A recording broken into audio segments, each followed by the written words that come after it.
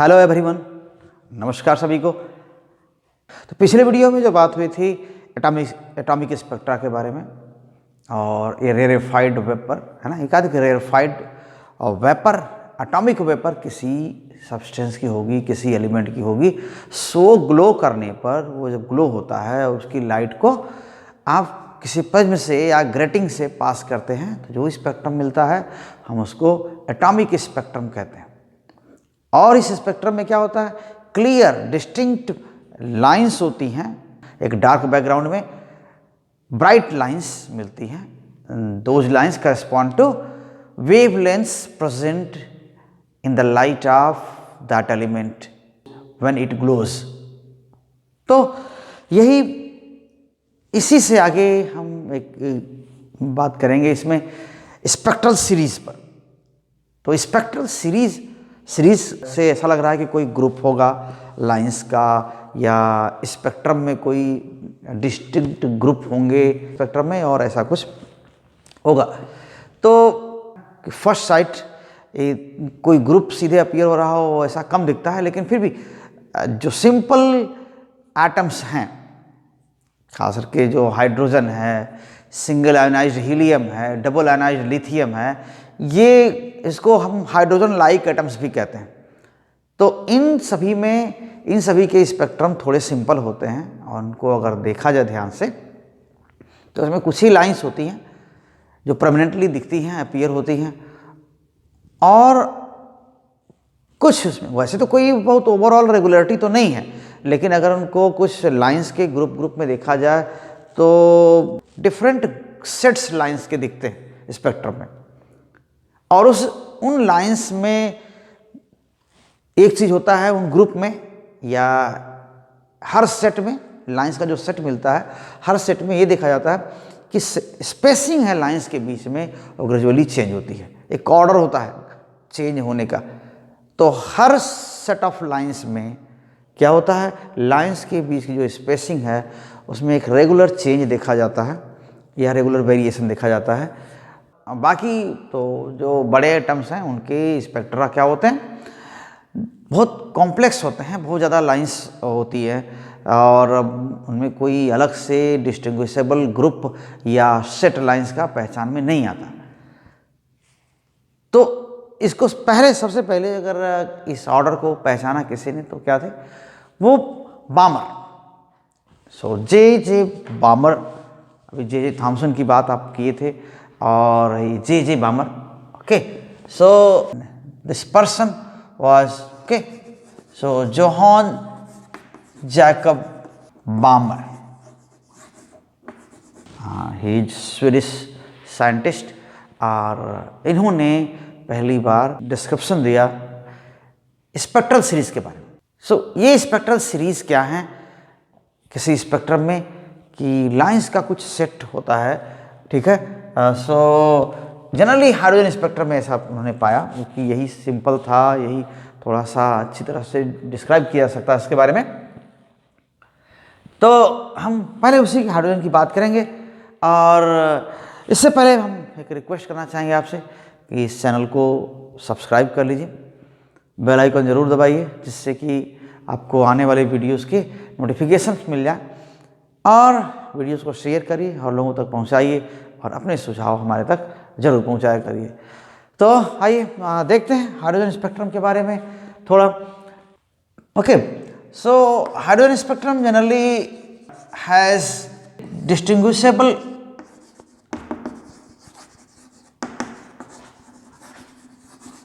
sets of spectral lines।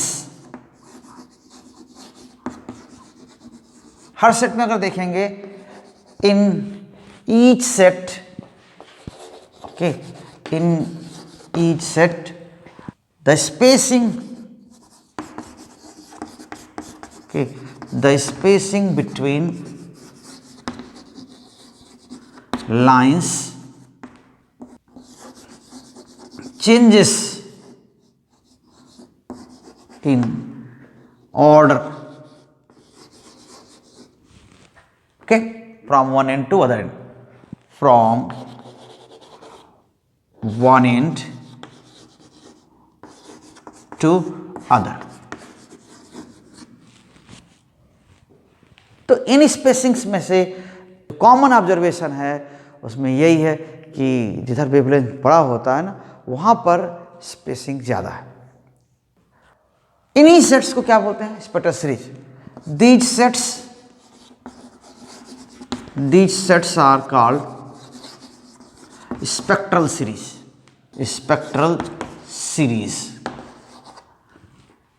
of hydrogen atom.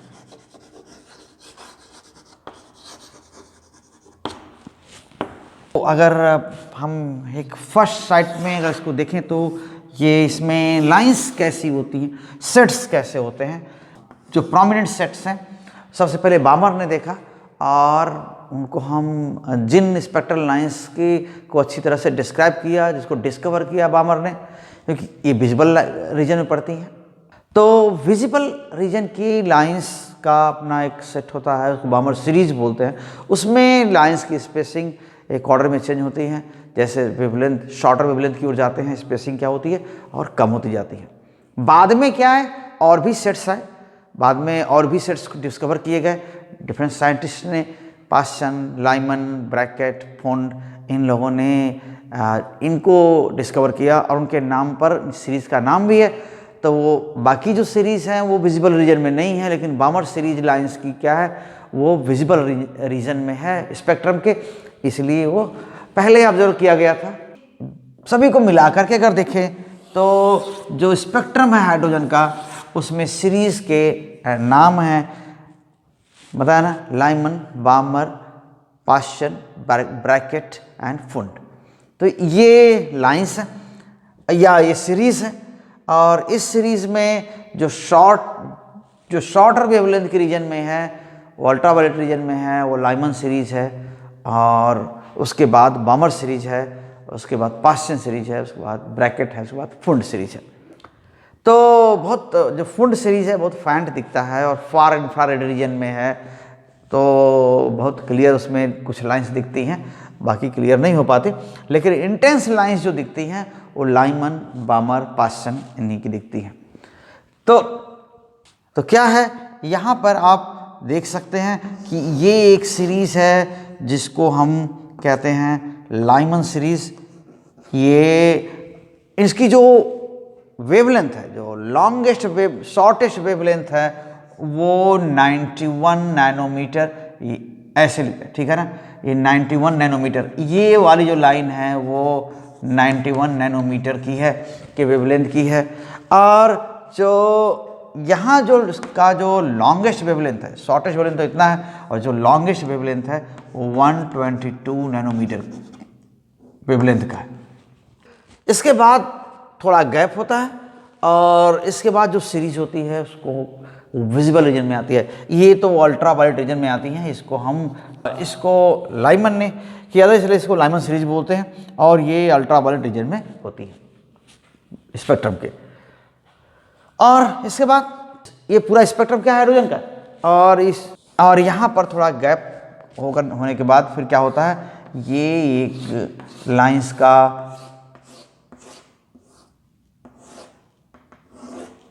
ये क्या है, बामर सीरीज। ये विजिबल रीजन में है, बामर सीरीज है, और जो इसमें सबसे जो छोटी वेवलेंथ है वो कौन सी है, 364.6 नैनोमीटर, या एंगस्ट्रॉम में लिखना चाहें तो 3646 एंगस्ट्रॉम। और जो सबसे बड़ी वेवलेंथ है यहाँ पर, जो लॉन्गेस्ट वेवलेंथ है वो क्या है, 656.3 नैनोमीटर। ओके, इसके बाद फिर थोड़े गैप के बाद फिर क्या है, पास्चन सीरीज है।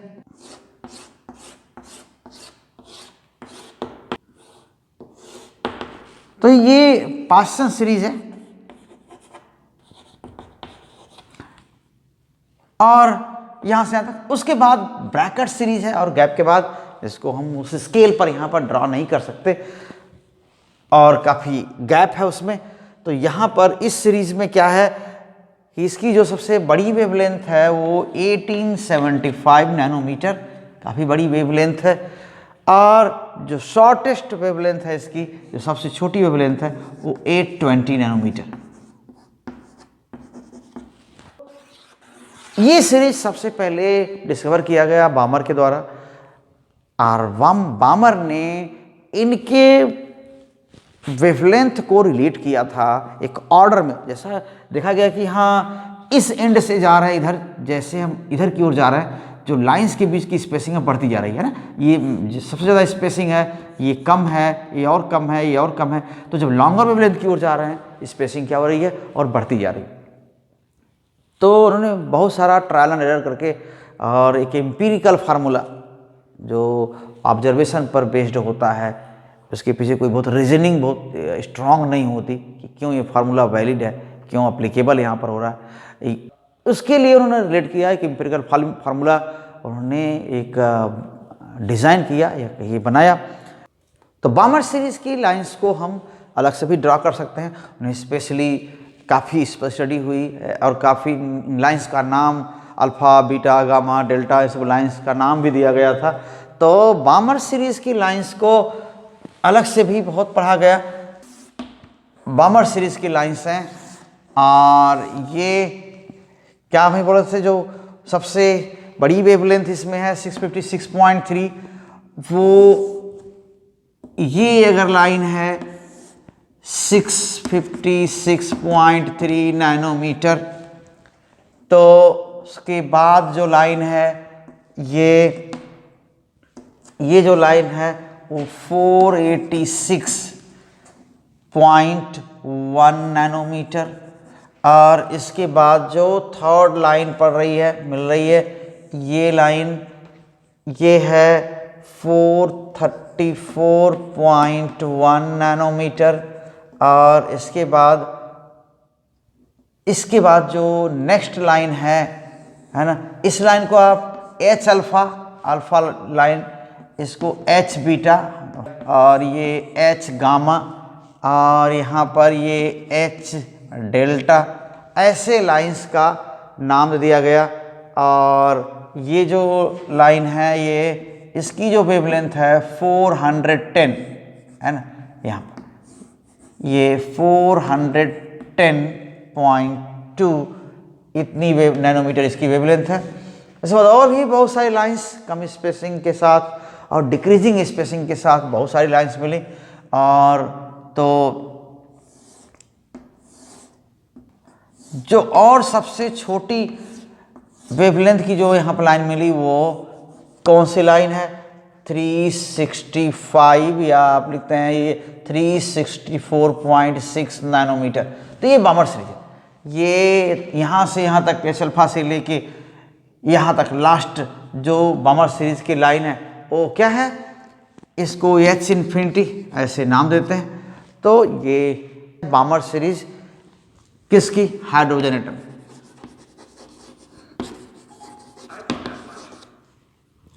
ये स्पेसिंग है डिक्रीज हो रही है नंबर 1 2 3 4 करने के बाद। इन स्पेसिंग्स में एक रिलेशन पाया गया कि इनमें एक रेगुलरिटी, ठीक है। So based on what, based on regularity in spacing, regularity in spacing between Balmer lines, okay, lines of Balmer, okay, Balmer lines, J.J. Balmer designed an empirical formula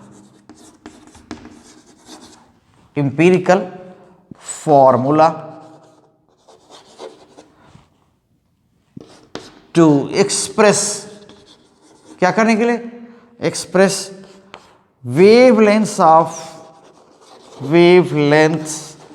of lines in terms of their order, in terms of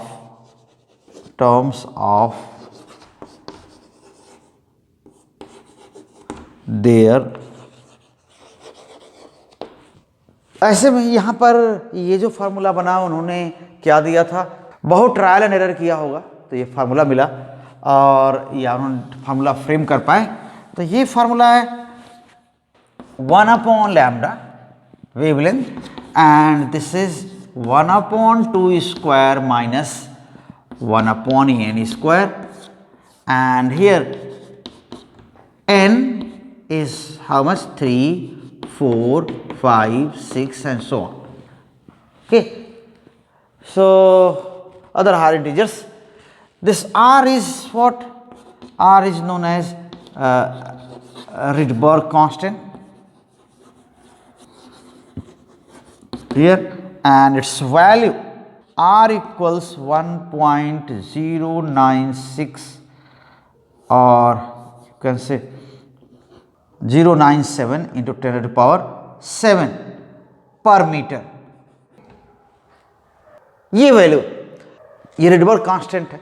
ये बहुत surprising बात है कि कोई reasoning नहीं मालूम थी इसके पीछे कि ये ऐसा क्यों ये फार्मूला आया, इस तरह का बहुत स्पेसिफिक जैसा देखने में लग रहा है, लेकिन फिर भी उन्होंने ये फार्मूला डिजाइन किया और आगे चल करके इन्हीं पैटर्न को फॉलो करते हुए अदर सीरीज भी डिस्कवर की गई। लेकिन इसके पीछे कोई रीजन नहीं दिया गया कि ये स्पेक्ट्रल लाइंस क्यों होती हैं, कुछ खास वेवलेंस ही क्यों होती हैं, सारी वेवलेंस क्यों नहीं प्रेजेंट होती है, ये चीज़ नहीं एक्सप्लेन की जा सकी अब भी। उसके बाद में फिर आगे स्टडीज़ हुई तो वहाँ पर वो चीज़ सामने आई, लेकिन यहाँ तक अभी तक ये नहीं मालूम था कि कोई स्पेसिफिक रीजनिंग नहीं मालूम थी यहाँ पर कि ऐसा क्यों आ रहा है। तो इन्हीं पर जो एच अल्फा लाइन्स है, okay, so for H alpha line, ये बामर फार्मूला था, है ना। So H alpha line n equals 3, तो ये जो आई वेवलेंथ आती है इसमें 3 रखने पर ये वेवलेंथ यही आती है 656.3 नैनोमीटर। इस फार्मूले में बाकी लाइंस के लिए वैल्यू रख सकते हैं और n equals H beta lines के लिए, लाइन के लिए for H beta line n equals H beta line n equals क्या हो जाएगा 4, और जो वेवलेंथ मिलेगी वो क्या मिलेगी आपको, देखिए वहाँ क्या लिखा हुआ 486.1 नैनोमीटर। तो ये वेवलेंथ मिलती है। Later other series were discovered and they were named after their discoverers, okay, after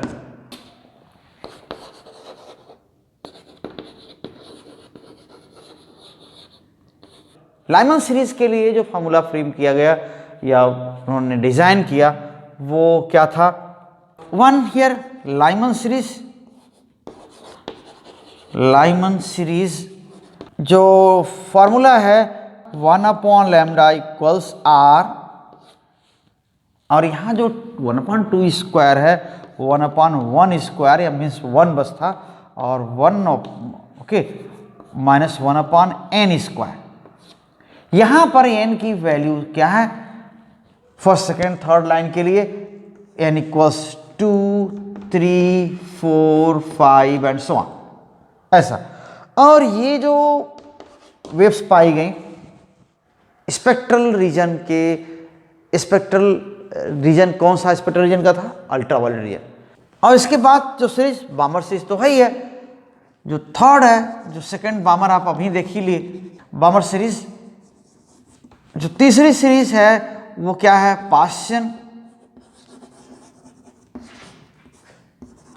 पाश्चन series. और इस सीरीज के लिए जो वेवलेंथ का फॉर्मूला पाया गया वो क्या था, r 1/3 square minus 1/n square, और यहाँ पर n equals 4, 5, 6, 7 and so on.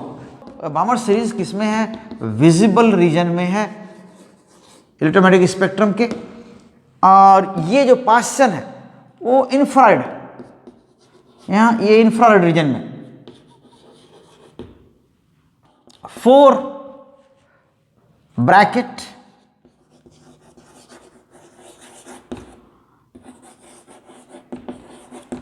Series, इनके जो फार्मूला फ्रेम किया गया वो क्या था वेवलेंथ के लिए, 1/r इक्वल्स 1/4 स्क्वायर। देखिए कोई एक ऑर्डर, एक सीक्वेंस दिख रहा है सारी सीरीज में, है ना, 1/1 स्क्वायर, 1/2 स्क्वायर, 1/3 स्क्वायर, 1/4 स्क्वायर ऐसे, और बाकी तो ये फ्यूचर में जाकर के बहुत अच्छी तरह वेरीफाई हो पाया और एकदम इस तरह का रिलेशन करेक्ट पाया गया, जो बाद में और पूरे एविडेंस के साथ जो रिलेशन डिराइव किए गए। तो यहाँ पर एन क्या है, ये 5, 6, 7, 8 ऐसे एंड सो ऑन। ये भी इंफ्रारेड रीजन में ये वेव्स आती हैं, इनके जो वेवलेंस हैं वो इलेक्ट्रोमैग्नेटिक स्पेक्ट्रम के इंफ्रारेड रीजन में होती हैं। और इसके बाद कौन सीरीज है, फुंड सीरीज। तो फुंड सीरीज के लिए जो फार्मूला पाया गया या डिराइव किया गया वो क्या था, r 1/5 square minus 1/n square, और n यहाँ पर क्या है, यहाँ 6, 7, 8, 9 एंड सो ऑन। और ये क्या है, ये जो सीरीज पाई गई वो फार इंफ्रारेड, ठीक है, फार इंफ्रारेड, ये बहुत ही लॉन्ग वेवलेंस है और बहुत वीक इंटेंसिटी की होती है, बहुत कम इंटेंसिटी की ये सीरीज होती है, लाइंस होती हैं इस सीरीज में। सभी फार्मूले ऊपर हैं, इनका वैलिड तो हैं, ये सेटिस्फाई करते हैं इन पूरी वैल्यूज़ को, सारी वेवलेंस को, लेकिन इनके पीछे रीज़न क्या है इस रिलेशन के, ये नहीं बताया जा सका। ओके, सो अब relations, okay, above relations are empirical formulae and no specific reasoning.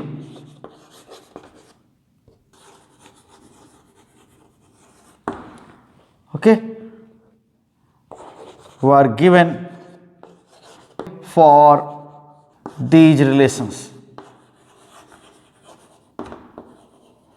अब इसके बाद जो बहुत बड़े टर्म हैं उनका थोड़ा जो स्पेक्ट्रम मिलता है वो बहुत सिंपल नहीं होता, बहुत कॉम्प्लेक्सिटी होती है उसमें, तो उसको डिस्क्राइब करना इस तरह, उस तरह कोई सीरीज ढूंढना उसमें ऐसा संभव नहीं हो पाया, पॉसिबल नहीं था।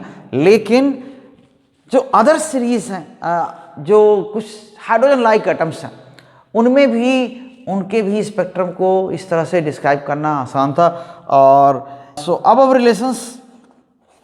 above relations could explain the spectra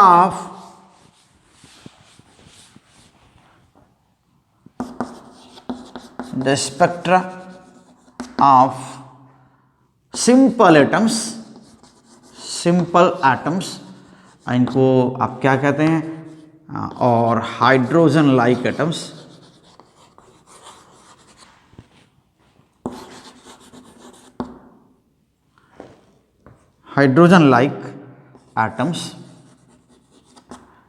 as क्या हो जाएगा, hydrogen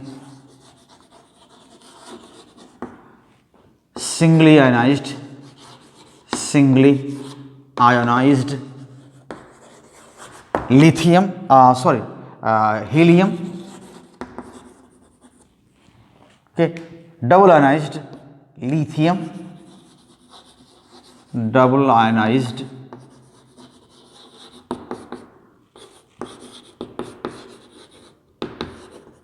lithium, etc.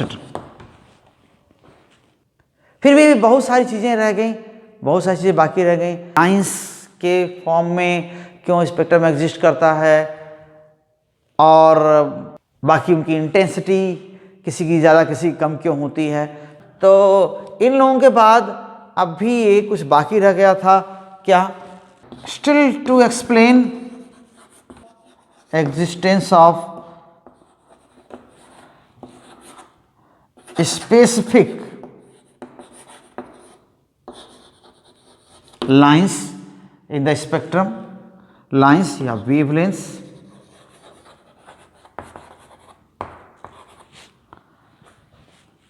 Okay in the spectrum.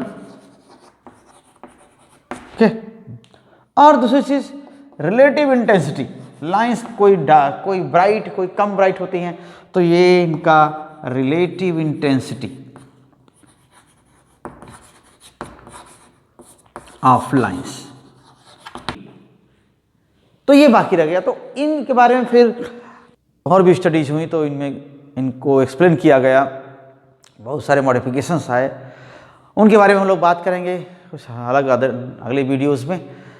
तो इस वीडियो को हम यहीं पर रोकना चाहते हैं और उम्मीद करते हैं कि आपको ये समझ में आया होगा।